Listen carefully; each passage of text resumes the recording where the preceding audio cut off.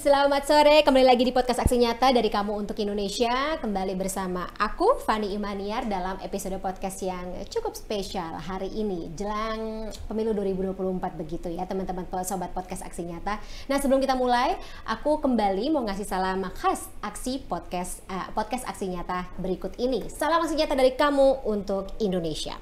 Nah, tidak lupa aku juga mau ngingetin kalau podcast Aksi Nyata dari Kamu Untuk Indonesia ini hadir juga di beberapa platform lain seperti Instagram, Facebook, Twitter, dan YouTube Partai Perindo @partaiperindo. Kemudian ada juga di RCTI Plus, Okezone, Sindonews, inews.id, dan website Partai Perindo.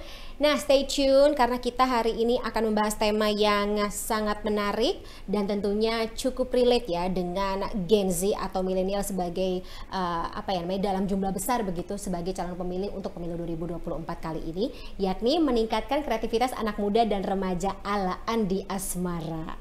Dari namanya kayaknya sudah cukup menarik dan sangat menarik karena kebetulan yang bersangkutan ini juga tahun Pileg atau pemilihan legislatif 2024 ini juga mencalonkan diri dalam perjalanan menuju kursi DPR RI di Senayan. Kita kedatangan Ketua Bidang SDM DPP Partai Perindo sekaligus Caleg DPR RI Dapil Sumatera Selatan 1 tersebut, Bapak Andi Asmara. Saya sapa terlebih dahulu. Selamat sore Pak Andi. Selamat sore, salam Indonesia sejahtera. Salam Indonesia sejahtera. Kalau misalnya salam Perindo gimana Pak Andi, mungkin bisa diingatkan? Yang tahun ini pakai begini oh ya, ya kan ya. Langsung kita ditanya dulu, ini apa? Saya Perindo. Saya Perindo. Yang sudah terbang tinggi. Yang sudah terbang tinggi dan akan terbang lebih tinggi lagi ya. Dan tidak akan turun sebelum mencapai 2 digit. Oh, amin ya rabbal alamin. Baik, Pak Andi sudah ditetapkan sebagai DCT ya Pak ya, oleh KPU ya? Alhamdulillah. Jadi semua berjalan lancar dan sesuai dengan target yang disusun oleh DPP Partai Perindo. Oke. Kerja keras. Kerja keras. Bapak mencalonkan diri untuk pertama kalinya di tahun pemilu kali ini atau sebelumnya juga sudah pernah? Pertama kali, semuanya pertama kali ini. Oke, gimana Pak rasanya pertama kali ditetapkan sebagai salah satu DCT? Sedikit lagi akan menuju ke DPR RI ya? Ini awal yang memang lebih mendebarkan lagi. Kalau awal-awalnya waktu saya ditunjuk dan diminta oleh Pak Haritanu, Pak Ketua Umum DPP Partai Perindo, ya saya cukup kaget karena saya belum tahu apa-apa. Soal politik? Saya tidak pernah turun dan saya tidak mengenal tuh partai dan dunia politik. Oke, sebelumnya Bapak? Saya pelaku bisnis. Oke. Ya. Jadi kalau bisnis saya hafal, kalau partai saya sungguh tidak tahu. Oke, tapi kan sebelum Bapak dulu masuk bisnis juga kan berarti belajar terlebih dahulu, kemudian juga mengerti seluk-beluknya, celahnya seperti apa, bagaimana bisa menginvestasikan di suatu tempat. Bukannya konsepnya sama ya juga dengan politik, investasi sesuatu, kemudian mendapatkan keuntungan. Setelah saya berjalan 5 bulan ya, ternyata memang semua itu berdasarkan investasi. Politik itu ternyata investasi sosial. Oke. Nah, saya sekarang baru menyadari bahwa saya sudah melakukan investasi sosial, sehingga saya sekarang ini punya kapital. Oke. Kenapa kapital Bapak sosial. pengen berinvestasi di bidang sosial ini dengan terjun ke politik? Ya, artinya gini, selama ini kan saya banyak berbuat, melakukan sesuatu, itu tidak pernah merasa ini betul dan ini merasa pas dan hasilnya tuh nyata. Ternyata itu masih jauh dari harapan. Oke. Nah, inilah jalan. Pak Hari memberikan jalan, cuman ya Lewat jalur politik. lewat jalur politik. Mungkin Pak Hari mungkin lebih tahu, karena dia akan lebih tahu lebih dulu. Nah, dia meminta saya, tentu dia pasti punya sesuatu yang ada maksudnya dan pasti dia sudah menimbang-nimbang dan berhitung-hitung. Begitu. Bapak dianggap sebagai orang yang tepat untuk tadi berinvestasi di bidang sosial, kemudian juga mencapai tujuan yang mulia tersebut demi kepentingan umum lewat jalur legislator. Karena saya melihat di pribadi Pak Hati, ya saya juga tidak jauh dari apa yang pernah dia alami, dia lakukan, dia perbuat, dan perjuangannya itu yang membuat saya menarik. Sehingga saya mengatakan yes. At the end. Baik, sebelum nanti kita gali lagi ke sisi tersebut, Pak Andi, yang saya tadi sudah baca, Dapil 1 Sumatera Selatan. Yes. Kalau boleh tahu apa aja, Pak? Itu Kota Palembang, Kabupaten Banyuasin, Kabupaten Musi Banyuasin, Kabupaten Musirawas, Kota Lubuk Linggau, dan Kabupaten Muratara. Jadi 2 kota madya, 4 kabupaten. 4 kabupaten. Ini bisa dibilang dapil yang cukup panas ya persaingannya, Pak? Sangat, sekarang Sangat makin panas. panas. Makin panas. Dengan kedatangan seorang Andi Asmara, ternyata Pak Hari nggak salah. Tambah panas. Udah nggak deg-degan, Pak Andi? Kira-kira strategi apa untuk memuluskan jalan di tengah persaingan yang panas ini? Ya, jadi ya karena memang ya kami sebagai pelaku bisnis ya pengusaha itu sudah terbiasa dengan tekanan. Risk taker ya, Pak ya? Ya, jadi kita sudah selalu segala sesuatu dipersiapkan dengan baik di awalnya, sehingga ya tentunya partai, semua pengurus DPP dengan mereka menunjuk saya, mengajak saya, Pak Hari dengan yakin, dan Pak Sekjen waktu itu menunjuk saya sebagai salah satu ketua DPP bidang SDM, tentunya mereka sudah berhitung betul. Ya. Karena memang tidak hanya bisnis, kan politik juga begitu ya Pak Andi, ya harus hitung-hitungan, kita kalkulasi terlebih dahulu, tidak boleh langsung maju tanpa memikirkan konsekuensi dan apa yang akan dihadapi ya Pak Andi. Oke. Nah, kalau di Sumatera Selatan sendiri, terutama Dapil 1 Pak Andi, ekspektasinya apa Pak? Apa yang Bapak akan hadapi, terutama tentunya permintaan dari warga atau masyarakat di Dapil Bapak, konstituen Bapak? Artinya itu kita terjun langsung mendatangin titik-titik simpul warga masyarakat ya. Jadi kita tahu. Jadi sebelum kita bergerak, kita melakukan sesuatu, ya kita mesti tahu dulu kan. Setiap kota, setiap tempat terbagi itu tetap pasti ada kesulitan, ada dinamika yang ada. Ya kita datang. Kita jangan takut untuk terjun ke masyarakat. Mereka pada awal-awalnya pasti sedikit memberikan penolakan ya apatis lah. Sempat terjadi itu Pak? Hampir rata-rata tempat-tempat yang kami kunjungin, mereka itu menaruh apatis, apalagi kepada seorang calon legislatif yang notabene mereka, ya hari ini mereka datang karena hanya untuk meminta suara. Hanya itu saja. Oke. Nah, terus itulah. Ketika sudah terpilih lupa. Jadi yang kemarin-kemarin begitu ya Pak ya? Iya. Saya tanya tapi sama mereka. Setelah saya datang ke pelosok itu saya tanya, pernahkah ada orang atau caleg yang Dapil Sumsel 1 ini itu datang ke sini? Saya bilang belum pernah. Baru selama ini baru Pak Andi Asmara yang datang ke sini. Nah itu dia. Artinya itu selama ini kan, itu saya bilang tadi kan, kalau kita basicnya memang kita sudah biasa bekerja keras, kita kalau mau buka usaha tentunya kita tahu kan tempat itu mesti kita survei, kita analisa. Nah jadi dengan pengalaman-pengalaman, ya kita buat asik aja, kita datang, mereka menyampaikan itu, kita bilang, wah ini Andi Asmara datang ke sini, itu tidak hanya untuk itu. Malah kita edukasi mereka. Kita kasih tahu kalau fungsi di anggota dewan itu apa, itu kita di legislatif itu apa, eksekutif pemerintah itu apa, juga apa. Jadi mereka tahu. Tapi interaksi. Iya, tak kenal maka tak sayang maka tak dapat suara. Oh, benar juga. Dan kalau tak dapat suara tidak bisa melenggang, kemudian juga menjawab pertanyaan dari masyarakat. Tapi alhamdulillah ya, kita Partai Perindo boleh bilang saat ini bukan hanya di Sumatera Selatan ya. Kalau kita semua turun, ya boleh lihat saat ini kan, banyak yang merasa terpanggil, tersaingi, dan mutung. Maksudnya gimana tuh Pak? Ya, mereka tidak menyangka, kan 2 kali, kan sudah partai kita kan sudah 2 kali ikut kontestasi, ya, 2 kali kita kan dianggap gagal. Jadi kita dianggap nggak akan masuk dan ya kembali akan gagal. Tapi dia lupa bahwa itulah namanya persiapan. Nggak apa-apa, biasanya justru yang jadi kuda hitam atau yang dianggap underdog itu kadang-kadang yang memberikan kejutan ya Pak ya, tadi diremehkan ternyata bisa membuat sebuah gebrakan Pak Andi. Itu dia. Tadi bicara mengenai tak kenal maka tak sayang. Boleh tahu Pak Andi, di dapil Bapak sendiri potensi apa sih yang bisa diambil atau mungkin bisa dipromosikan kepada warga tidak hanya Indonesia tapi juga luar negeri untuk datang ke kota-kota tadi ya, Kota Palembang, kemudian juga apalagi Pak, Banyuasin, ya Lubuk Linggau, Muratara, Cerawas, ya. Terus kemudian juga tantangan seperti apa dan mungkin juga perbaikan yang dari kacamata Pak Andi ketika nanti Pak Andi terpilih menjadi legislator ini adalah prioritas harus dijalankan.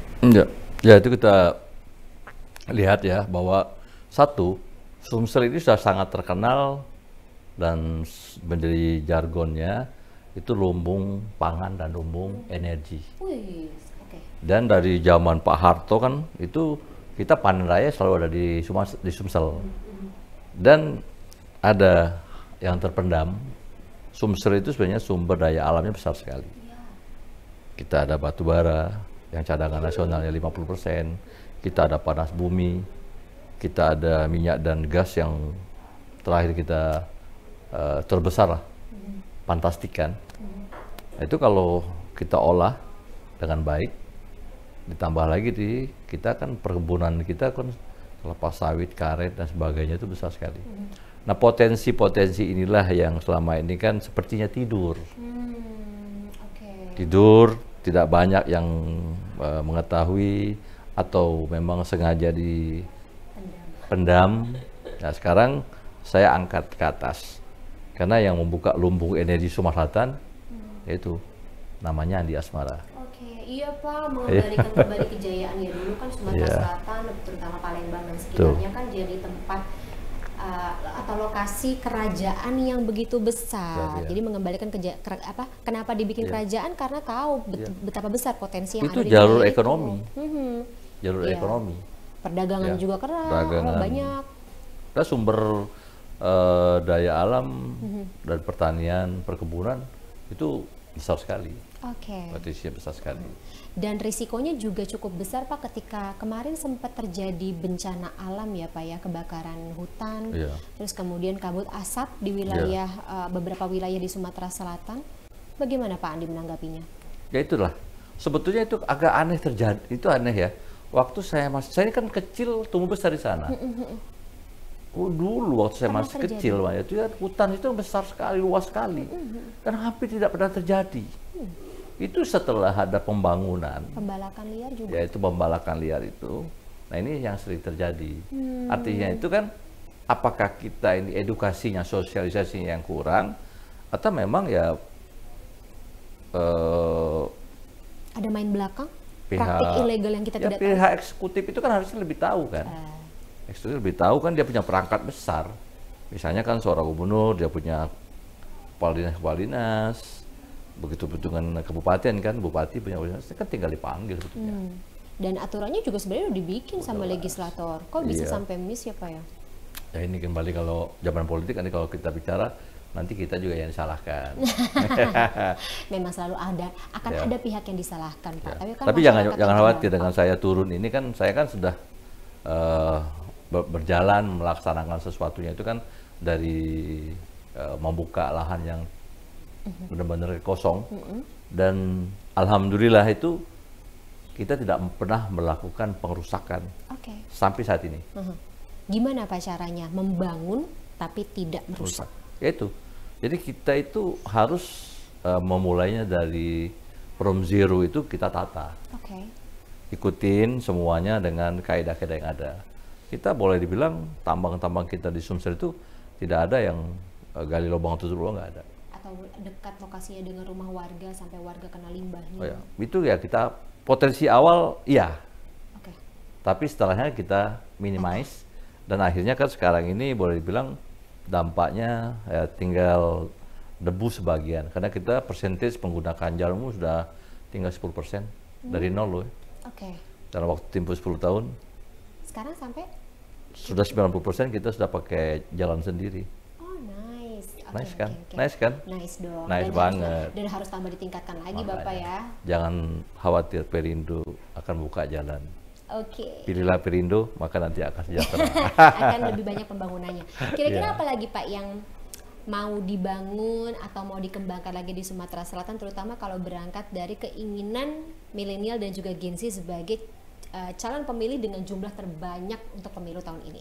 Ya, jadi gini, yang tentunya yang paling penting itu adalah kita mengajak Gen Z atau milenial ini kan itu ke basisnya, karena memang kita akan menghadapi masalah kalau basis milenial dan Gen Z kita ini kita nggak tempatkan mereka di basisnya. Ibarat tentara itu kan dia ada barak-barak. Nah, kita bawa mereka ke sana. Jadi tidak hanya diajak bicara juga, tapi harus tahu kondisi di lapangannya bagaimana. Betul. Ya, seperti sekarang ini nih, ya kan ya. Tim saya tuh milenial dan Gen Z. Semuanya? Itu yang di luar tadi. Oh. Itulah timnya. Kenapa Pak? Nggak dari segala kalangan justru lebih memilih generasi muda untuk menjadi tim tanknya Bapak? Ya itulah, kita harus mempersiapkan itu. Kan kita kan punya pengalaman, saya juga punya pengalaman. Tapi bukan berarti kita tidak menyertakan orang-orang ya, kita juga akan didampingin ke konsultan. Tapi ternyata saya melihat mereka dengan program-program mereka, kita kasih arahan, dan kita ajak, itu semua tempat yang dikunjungi itu surprise semua. Oh. Saya perkenalkan mereka inilah tim saya. Oke. Asalnya dari Sumatera Selatan semua? Ada Sumatera Selatan, ada putra-putri saya, ada yang kalangan mahasiswa, yang sedang menyusun tugas akhir dari Bandung, dari Universitas, di Sriwijaya, dan semua. Dan alhamdulillah sekarang ini semua ingin agar saya itu memberikan seminar-seminar atau memberikan masukan kepada milenial dan Gen Z ini. Padahal gitu ya, saya ini kan baby boomers, kata orang tuh, generasi all, iya kan. Tapi ternyata yang mereka butuhkan itu adalah satu pengalaman entrepreneurnya, ya kan. Setiap pengusaha tentu ada cara kan, itu yang mereka inginkan. Dan mereka benar-benar sekarang ini itu tuntutan mereka itu bagus-bagus sekali. Oke, mengambil baiknya, kemudian juga memodifikasinya sesuai dengan perkembangan zaman. Dan kita harus kasih tempat betul merekanya, menyusun apanya. Seperti kalau selama ini kita selalu begini, ini kalau mau jadi anggota dewan selalu digambar-gambarkan paling butuh uang 25 miliar, 20 miliar. Oh enggak ya? Saya bilang sama mereka, anak-anak itu, susun dulu apa yang mau kita perbuat, ya kan? Nah, kita promosi dari awal, kita harus punya posko dulu. Nah, saya ajak mereka buat posko, tata, ini ada ruang rapat, ruang pertemuan, ini misalnya nanti ada ruang data. Tapi kan butuh biaya juga, Pak. Biaya itu sarana, biaya itu memang tidak bisa dihindari. Tapi jangan selalu berpikir biaya itu adalah uang. Salah. Uang itu sarana loh. Uang termasuk sarana. Sarana, ya. Pada saat sarana itu dibutuhkan, baru kita panggil. Ya kan? Tapi dia kan ada di belakang. Uang kamu sini, karena kamu mesti bekerja ya. Nah, itu kita siapkan. Pastilah, kita nggak mungkin kan, yang namanya logistik itu pasti kita akan membutuhkan itu juga. Tapi kalau kita susun dengan baik, saya ini selalu bekerja anomali. Pada saat membangun sumber daya alam di Sumatera Selatan, orang mengatakan butuh 200 miliar. Sumber daya apa Pak kalau sumber daya saya bangun kan, saya kan pengusaha batubara yang membangun industri batubara, lumbung energi, itu swasta pertama di Sumsel, Andi Asmara, ya kan? Orang mengatakan butuh 200 miliar dengan pengalaman, dengan segala background yang harus memenuhi syarat. Sebentar saya datang, seperti saya dipanggil Pak Haritanu. Saya berangkat dari nol. From zero. Iya, from zero. Pak Hari juga demikian. Kita tahu kan Pak Hari bagaimana kalau dia sudah memberikan satu motivasi, ya kan? Dia selalu membayangkan, dulu saya itu begini loh. Tapi nggak berhenti kan? Terus-terusan sampai dengan saat ini. Itulah motivasi. ya kan? Tidak berhenti sampai kesuksesan, tapi harus mencari kesuksesan lagi dan lagi di tempat yang lain. Kita harus move on terus, move on kan? Karena kita nggak bisa stop kan? Oke. Karena teknologi itu akan mendatangi kita terlebih dahulu. Dan pada saat dia datang, kita semua orang belum siap. Semua pasti belum siap. Oke. Shock future. Shock future. Iya. Maksudnya gimana, Pak? Jadi kita tuh shock future itu jadi kita jadi kaget masa depan itu Ternyata maju ini. majunya kita belum siap. Oke. Nah, tapi jangan terlalu jauh kesiapan. Nah, kita milenial sama Gen Z kita sekarang punya potensi luar biasa. Makanya supaya tidak mengalami shock future tersebut, Bapak memilih untuk bekerja sama juga dengan milenial. Jadi mereka itu kan butuh bimbingan. Jadi mereka lebih terarah. Kita kasih sempat, coba butuhnya apa saja. Oh, ya kali ini bilang nanti. Ya kalau bisa sekarang kita belum apa-apa, udah seperti kata putri saya, kan ini yang pegang uang putri saya loh, baru tamat kuliah di Singapura. Kan saya kan sudah melakukan transisi sekarang. Usaha sudah dipegang oleh anak-anak. Kayak Pak Hari tahu tuh. Kayaknya Pak Andi udah mau nggak kerja lagi kayaknya kan. Jadi ya ini transisi. Jadi kegiatan usaha sudah anak-anak saya yang pegang. 2 putra, 1 putri. Putri saya yang dia pasti akan ikut kan. Ikut jejaknya. Jejaknya kakaknya, saya bilang saya pinjam dulu. Nah itu saya suruh dia buat program dan bersama para milenial ini. Saya konsultannya, ya saya konsultan senior, nggak apa-apa kan, itu penting. Iya. Tapi untuk branding, memang hobinya anak-anak milenial. Lebih mengerti. Ya kalau sekarang boleh dibilang kalau orang melihat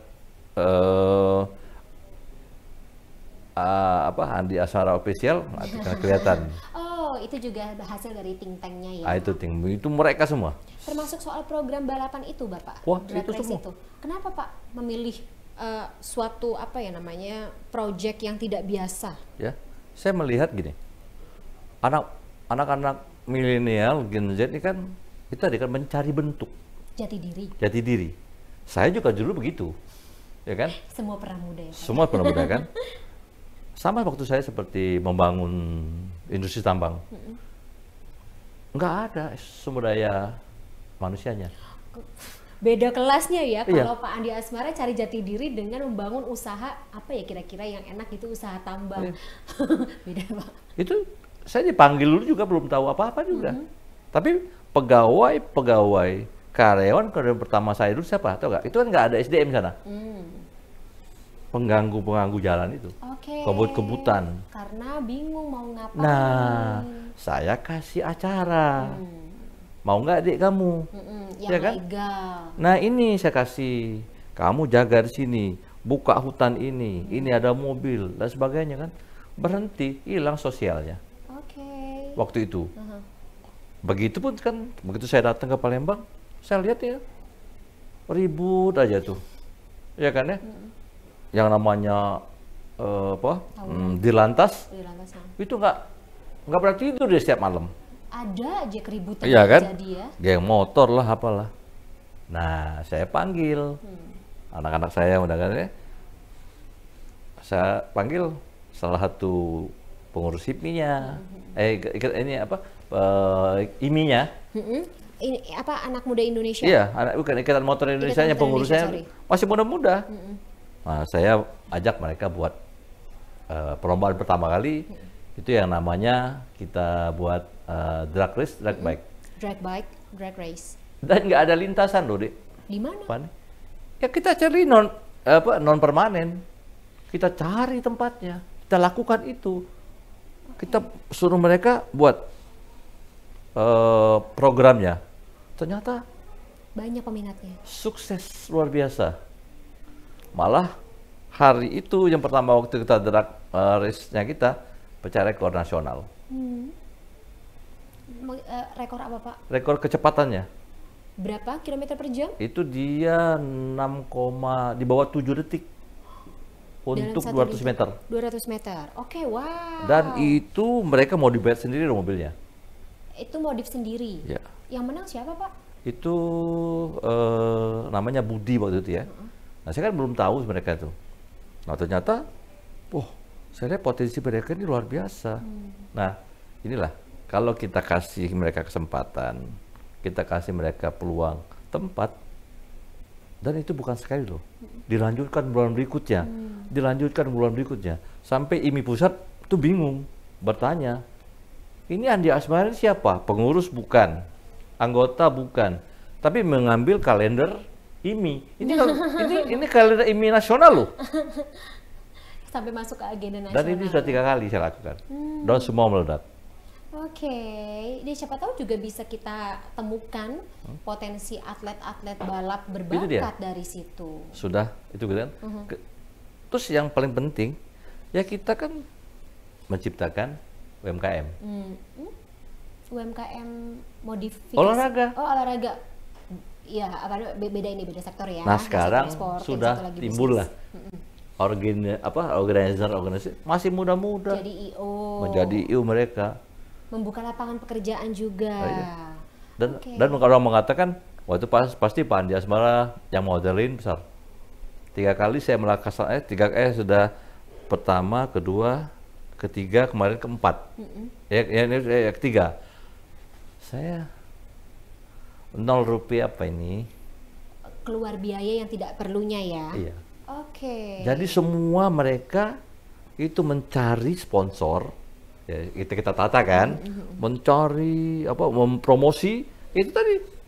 Dunia sekarang ya, kalau kita kasih panggung yang jelas tuh para milenial dan Gen Z, cepet dia tutut.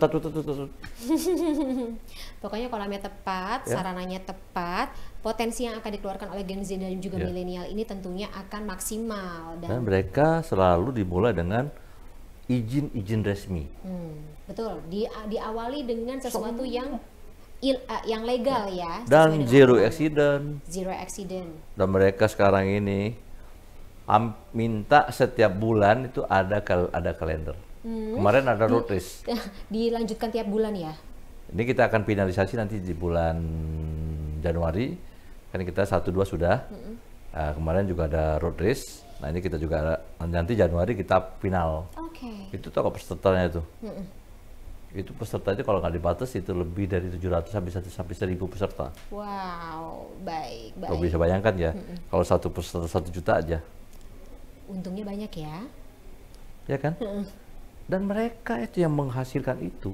Dan ini akan masuk ke kas daerah atau kas mereka sendiri? Mereka. Dan mereka nanti akan menyiapkan lagi kan event-event yang bagus.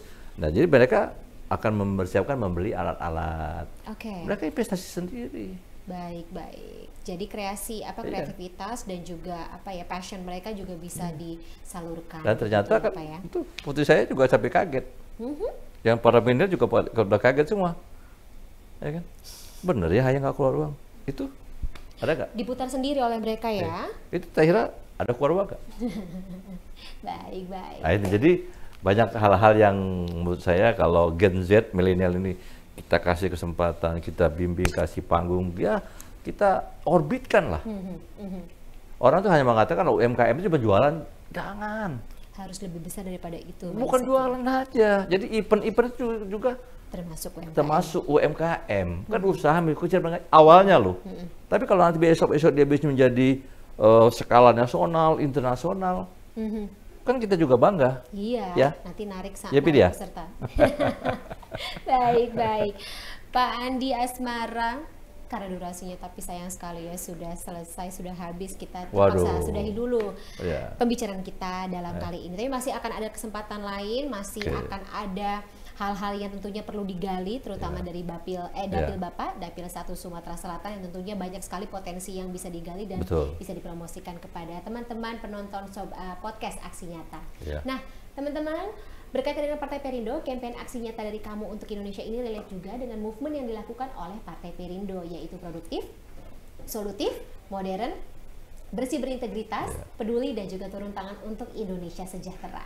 Dan untuk mendaftar sebagai anggota Partai Perindo, teman-teman bisa mengunjungi website www.partaiperindo.com atau klik bit.ly/member Partai Perindo. Jangan lupa download aplikasi Partai Perindo di App Store dan juga Play Store atau scan barcode di sini ya.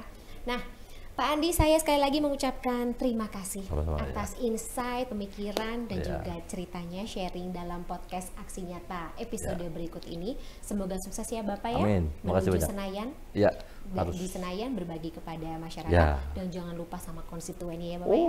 Pasti. Baik, baik. Itu. Sukses selalu Bapak sekali lagi. Sama-sama. Sehat-sehat juga Bapak, karena sehat itu yang paling utama ya Pak Ya, makasih banyak. Terima Mudah-mudahan kasih, sukses juga ya Fani dengan Iya. krunya. Sama-sama. Yang penting kita kolaborasi terus Terus-terus. untuk kemajuan. Ya. Amin. Nah, terima kasih juga untuk Partai Perindo yang selalu bergerak dengan aksi nyata. Semoga Partai Perindo semakin sukses dan maju terus untuk Indonesia sejahtera. Akhir kata, saya Fani Imaniar mengucapkan terima kasih. Saya pamit undur diri terlebih dahulu. Kita ketemu lagi di episode podcast Aksi Nyata berikutnya. Sampai jumpa. Selamat sore. Marilah seluruh rakyat Indonesia, arahkan pandanganmu ke depan. Raihlah mimpimu bagi nusa bangsa, satukan tekad untuk masa depan. Pantang menyerah, itulah pedomanmu. Entaskan kemiskinan cita-citamu, rintangan tak menggentarkan dirimu. Indonesia maju, sejahtera tujuanmu, nyalakan api semangat perjuangan, dengunkan